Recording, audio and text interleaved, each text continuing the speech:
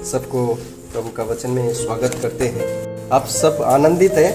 लूका लिखी सुसमाचार 15 अध्याय का 10 वचन। मैं तुमसे कहता हूँ कि इसी रीति से एक मन फिराने वाले पापी के विषय में परमेश्वर के स्वर्गदूतों के सामने आनंद होता है। परमेश्वर को सबसे बड़ा एक आनंद का एक विषय है जब एक पापी अपना पाप से मन फिराते हैं। आज कई जगह में आप देखते हैं कनेक्शन तो किया है लेकिन स्विच ऑन करने से लाइट नहीं जलता है।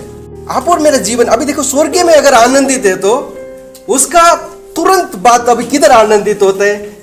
देखिए प्रेरितों के काम उसका 8 अध्याय 39 और 40वें पद।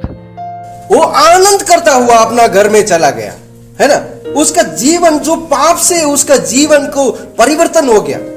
कल तक मैं कैसा एक अवस्था में था उसको समझ गया, है ना। एक कैंसर का पीड़ित, नहीं तो अलग अलग रोग का पीड़ित, जब उसको डॉक्टर बोल देता है, डिक्लेयर करता है कि तुम्हारा इस रोग से अभी तुम क्या हो गया, छंगाई हो गया, अभी तुम्हें कोई डरने का जरूरत नहीं, तो उसका जीवन में क्या होता है। कई साल से उस रोग से पीड़ित उस अवस्था को आप देखेंगे तो प्रेरितों के काम 3 अध्याय में उस व्यक्ति के विषय में जब बताया, वो परमेश्वर के भवन में स्तुति करने के लिए वो चला गया। क्योंकि जब आप आनंदित होते हैं ना, आपका मुंह से सबसे पहले क्या निकलता है मालूम है, स्तुति का शब्द निकलता है। याकूब का किताब में बताया गया 5 अध्याय में, यदि तुम दुखी हो तो तुम प्रार्थना करो, पर आनंदित है तो क्या करना है, स्तुति का भजन गाना। आपका मुंह से परमेश्वर का स्तुति का भजन निकलता है। जब आप आनंदित होते हैं तो आप चुपचाप बैठ नहीं सकते।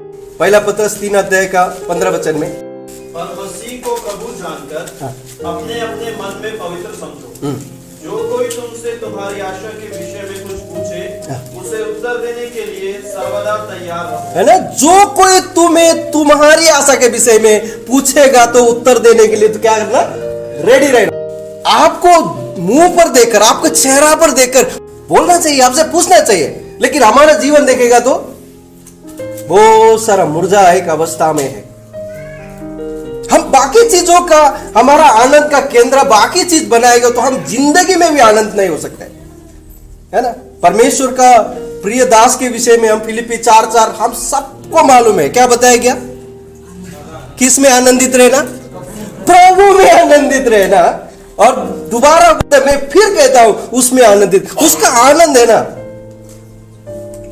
उसका आनंद। जब आपको नुकसान होता है फिर भी आप आनंदित होते हैं। हम बाइबल में कई सारे लोगों के विषय में हम देखते हैं, नुकसान में भी वो आनंदित होते हैं। जक्कई क्या हो गया, उसका सारा संपत्ति चला गया, सब कुछ चला गया, तब परमेश्वर ने बोला अभी इस घर में क्या आ गया, उद्धार आ गया। जक्कई बहुत आनंदित हो गया। आप और मैं तो नुकसान होने से वो भाई आनंदित हो गया। मेरा प्रियो, आप और मेरा जीवन का क्या आप वाकई में आपने उद्धार पाया है?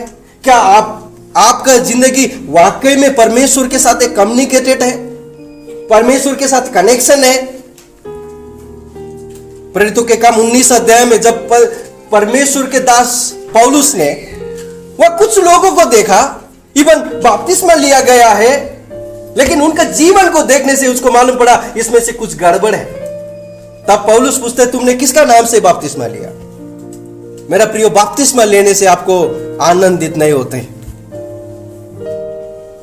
मत्ती का किताब में आप 3 अध्याय में देखेगा तो यूहन्ना बपतिस्मा देने वाला ने जब फारसी लोगों को, शास्त्री लोगों को बपतिस्मा लेने के लिए आते समय उन्होंने बताया गया, क्या बताया गया, हे सांपों के बच्चे, आने वाले क्रोध से भागने के लिए तुमको किसने जताया? मेरा प्रियो, उन लोग सोचा था कि अभी मैं यूहन्ना के हाथ से बपतिस्मा लेगा तो मेरा जिंदगी बच जाएगा। आज कितना परिवार में बपतिस्मा का बड़ा सर्टिफिकेट लेकर बैठा है, फ्रेम में पूरा रखा कर, लैमिनेशन करके लटका कर रखा है, लेकिन प्रभु के साथ उसका कनेक्शन है क्या? जब आपको एक तड़प होता है क्या प्रभु का उपस्थिति में आने के लिए? प्रेरितों के काम 2 अध्याय 42 वचन में हम पढ़ते हैं, उसका 4 बात है वहां पर, एक लक्षण है उसको।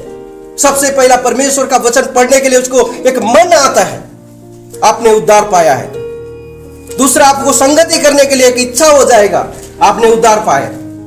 तीसरा, आप रोटी तोड़ने के लिए हफ्ता भर एक पवित्र जीवन बिताने के लिए आप प्रयत्न करते रहेगा, प्रभु की उपस्थिति में आने के लिए आपको मन हो जाएगा। और चौथा, निरंतर भक्ति के साथ आप प्रार्थना में लगे रहेंगे, क्योंकि आपका जीवन अभी पहले का जैसा नहीं है। आप प्रार्थना के लिए ज्यादा समय निकाल रहे, आप वचन पढ़ने के लिए ज्यादा समय निकल रहे। पहला पत्रुस 2 अध्याय का 2 वचन में, नए जन्मे हुए बच्चों के समान, नया जन्मे हुए बच्चों के समान निर्मल आत्मिक दूध की लालसा करो, निर्मल और आत्मिक दूध की लालसा करो, ताकि उसके द्वारा उद्धार पाने के लिए बढ़ते। है ना। उद्धार तो आपने पा चुका, उसमें आप बढ़ना है। आप उसी जगह में सीमित है। आपका जीवन का आनंद को देखकर कोई कह सकता है, हाँ अभी ये भाई का, नहीं तो ये बहन का जीवन अभी बदल गया। मसीह में वो भाई आनंदित हो रहे। प्रभु ने कुछ टास्क दिया आपको और मुझे करने के लिए, कुछ जिम्मेदारी को दिया गया। यूहन्ना लिखित सुसमाचार 13 अध्याय का 34 और 35 वचन में बताया गया, एक दूसरा को प्यार करेगा तो लोग सोचेंगे कि तू मेरा शिष्य है। अगापे प्यार जो प्रभु ने आप और मुझे किया। और दूसरा जगह में प्रभु ने बताया गया, तुम्हारे सताने वाले के लिए तुम क्या करना, प्रार्थना करना। शत्रुओं को क्या करना, प्रेम करना। हमको सब बाय हार्ट है, हमको मुंह में आता है वो बात, लेकिन आप कर सकता है क्या है? क्योंकि हमारे अंदर क्या नहीं है, जीवन नहीं है। तो आप और मेरे जीवन को देखकर, आपका और मेरा अवस्था को देखकर लोग कहना चाहिए कि हाँ वाकई में इसने उद्धार पाया है, इसका जिंदगी प्रभु के साथ एक रिलेटेड है। आप और मेरा सोचने से नहीं है मेरा प्रियो, क्योंकि आज उद्धार खरीदने के लिए एक मौका मिलेगा तो शायद रईस लोग सबसे पहला उद्धार खरीद सकता था, आनंद खरीद सकता। कितना लोग कितना पैसा खर्च करके आनंद के लिए, शांति पाने के लिए जगह जगह भटकते रहता है, लेकिन सच्चाई शांति पाने के लिए प्रभु के पास आने के लिए बिल्कुल मन नहीं है। प्रभु ने यूहन्ना लिखित सुसमाचार 5 अध्याय में बताया गया, तुम पवित्र शास्त्र में ढूंढते रहते हैं, खोजते रहते हैं ताकि तुम्हें जीवन मिले, परंतु जीवन पाने के लिए तुम मेरा पास आना नहीं चाहते। कितना लोगों को ऐसा लगता है जीवन पाने के लिए प्रभु के पास मैं चला जाऊं। मत्ती का किताब उसका 15 अध्याय का 13 वचन, उसने उत्तर दिया, हर पौधे पिता ने नहीं लगाया उखाड़ा जाएगा, है ना। स्वर्गीय पिता ने अगर वो पौधा लगाए नहीं तो उखाड़ा, दिखने में दिख सकता है उसको, लेकिन उसमें क्या नहीं आ रहा, फल नहीं आ रहा, सालों साल उसमें कुछ भी फल नहीं है। उसमें से जीवन आएगा, पिता ने लगाए हुआ पौधा से उसमें से फल आएगा। हम बहुत कुछ बात हम जानते हैं, लेकिन हमारा जीवन में उस बातों को आना चाहिए, आप में दिखना चाहिए। आप स्वर्गीय परमेश्वर का संतान है। कि कुलसी का किताब उसका 2 अध्याय का 6 और 7 भी पढ़िए। जैसे तुमने मसीह यीशु को प्रभु करके ग्रहण कर लिया है, वैसे ही उसी में चलते रहो और उसी में जल पकड़ते और भागते जाओ, और जैसे तुम सिखाए गए थे वैसे ही विश्वास में बढ़ते दृढ़ होते जाओ और अधिक अधिक धन्यवाद करते रहो, है ना। धन्यवाद कौन कर सकता है? मुझे कुछ मिलाएगा तो मैं धन्यवाद कर सकता है ना। मुझे मालूम होना चाहिए मुझे कुछ मिला है, अगर मुझे मालूम नहीं है तो कैसे धन्यवाद करेगा? आज बहुत सारे लोगों को धन्यवाद करो ना, बोलेगा क्या, आप समझता भी नहीं है धन्यवाद। शुरू से लेकर प्रार्थना चालू है उसको। धन्यवाद आपको मालूम होना चाहिए मुझे क्या मिला, तभी जाकर आप परमेश्वर को धन्यवाद कर सकते हैं।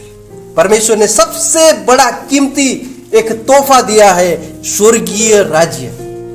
स्वर्गीय में आपने निकोदेमस का जैसा एक नया सिरे से आप जन्म लिया है, क्योंकि इफिसी का किताब 2 अध्याय का 6, 7, 8 में पढ़ेंगे तो वो परमेश्वर का एक बड़ा सा गिफ्ट है जो आपको उद्धार मिला है। उसके लिए आप धन्यवादी हो सकता है, उसके लिए आप परमेश्वर को धन्यवाद कर सकता है, नहीं तो बहुत मुश्किल है। मेरा प्रियो, आप और मेरा ये जमघट से परमेश्वर को आनंदित नहीं है। जिस दिन आप मन फिराएंगे तब स्वर्ग में आनंदित हो जाएगा।